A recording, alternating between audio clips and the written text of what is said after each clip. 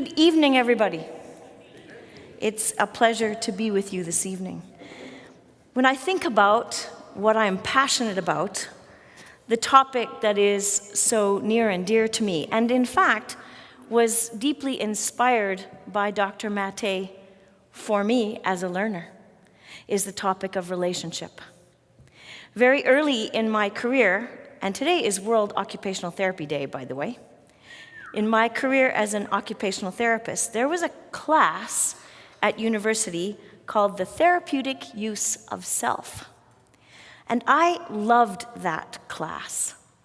But way back in the 80s was a kind of a fluffy concept, this idea that you could use your personality to inspire change for another person. But in the decade of the brain, which began in the year 2000, a very incredible research study emerged that validated for me something that I intuitively and strongly believed, and that was the importance of relationship.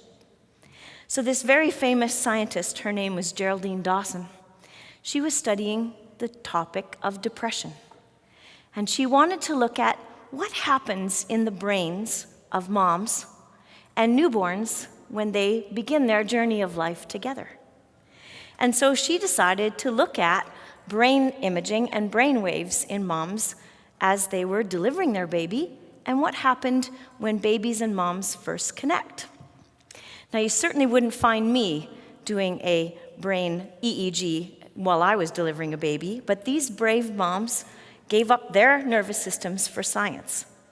So wearing a little EEG cap, which is kind of like the hat you wear when you get your hair streaked, their brains were being evaluated and measured, looking at what's happening during this incredible process that we experience in our lives.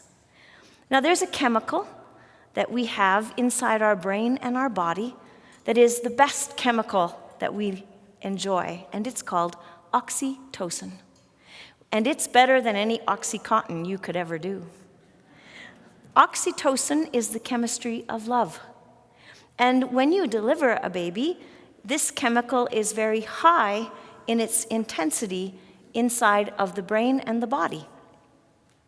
So mom's brain that is loaded with oxytocin, which is a good thing because you'd never have a second baby if you didn't have this oxytocin, enables her to focus her attention and sharpen her nervous system for a period of time after delivery to enable her to fall in love with this wrinkly little being that she just brought into the world. And this oxytocin shuts down some of the very primitive circuits in the brain, in the area of the brain we call the limbic system, so that survival brain can be inhibited for the loving brain to be the prominent function in that moment. So baby, whose brain is pretty flatliney at birth, they wanted to look at what was happening in there upon this first meeting. Well, there's a very important structure in our nervous system that sits behind the right eye, and it's called the right orbital frontal cortex. This is my favorite structure. And this part of the brain is filled with little satellite dishes that suck up oxytocin, receptor sites. And so mom's right orbital frontal cortex, at this time of birth and delivery especially, is filled with all of this activation. And it's likened to a red-hot Christmas tree light bulb that is ignited under this condition of love. So with this intensity of the Christmas tree light bulb, within the first few seconds of meeting, baby's brain, that is limited in its activation, the right side of baby's brain lights up like a red-hot Christmas tree light bulb. So these two beings who are falling in love with each other have a brain of circuits that are resonating. And this, to me, is the magic of connection.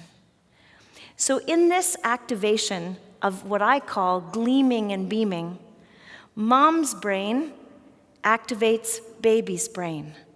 And this is the beginning of the development of relationship. Now, what's so important about this? Well, what I learned, especially from Dr. Maté, was that this right side of the brain is the senior executive of our cognition. And for me, this was the most validating piece of understanding that I could have as a therapist.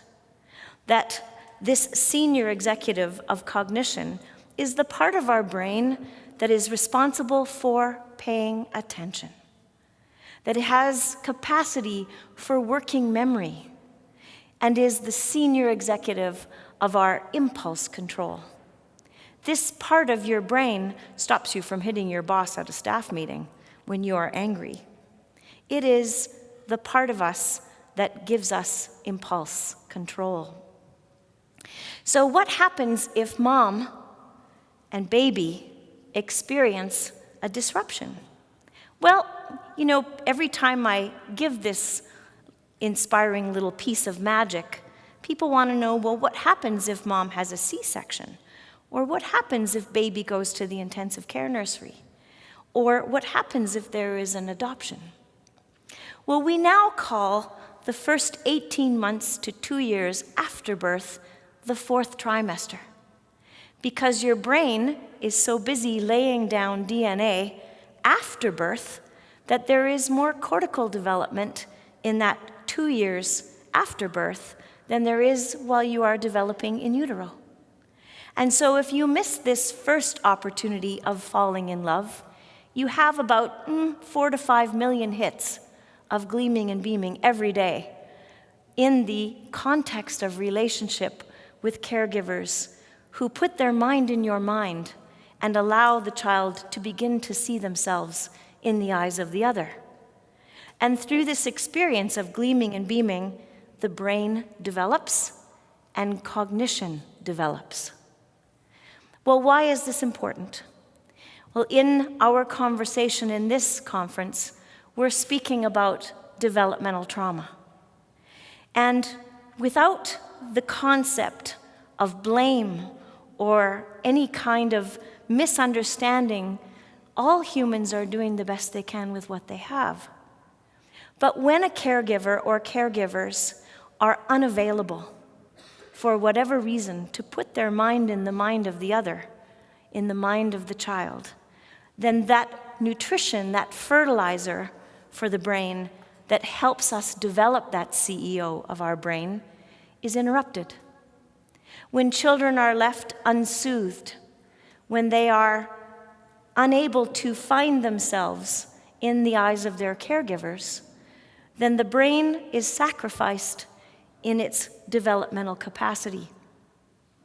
Dr. Maté just talked about the emptiness in the eyes and the high levels of stress responses.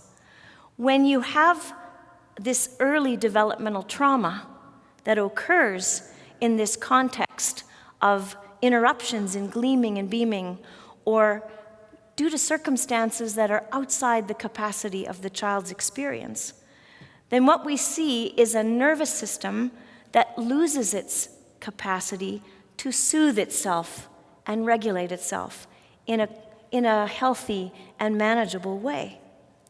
And all the coping strategies fall into place to try and manage these attachment disruptions.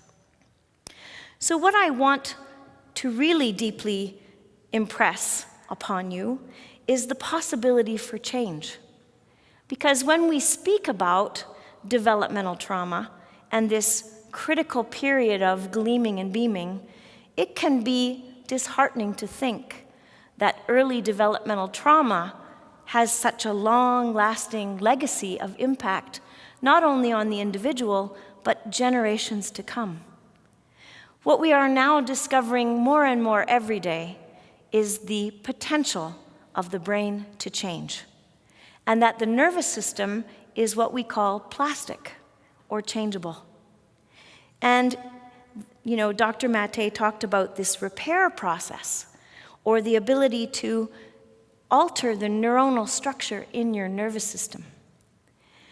even until you are no longer in that capacity to think, as in even individuals who experience Alzheimer's, continue to require relationships for self-regulation and modulation.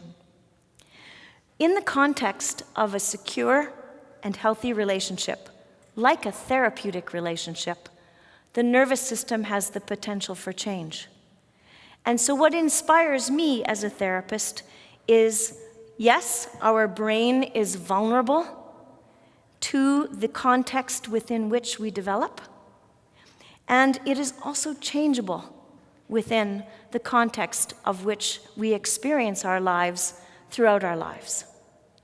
So I'm hoping that you will remember that when you are present and available and tuned in, that not only are you in relationship, but your nervous system is gleaming and beaming with the person with whom you are sharing space, and that their nervous system is impacted by your state of being. And this is what I think of as healing. So I'm hopeful that our conversations throughout this workshop leave you with some inspiration and hopefulness as to the impact that we bring to the therapeutic process, not only from the way that we experience ourselves, but what it does to the structure of our brain, our genes, and our entire physiology. So thank you very much for having us as part of your conference, and I hope you continue to be inspired.